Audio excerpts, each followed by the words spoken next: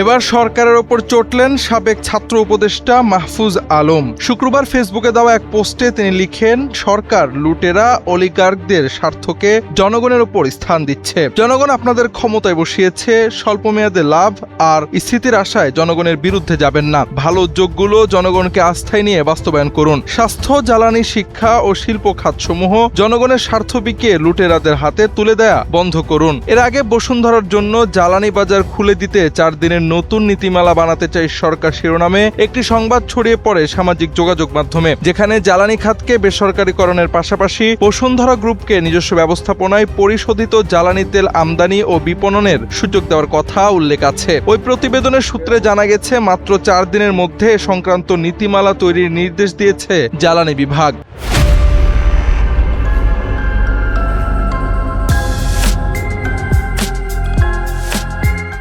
মূলত এজন্যই সাবেক উপদেষ্টা মাহফুজ আলম সরকারকে সতর্ক করে এমন পোস্ট করেছেন।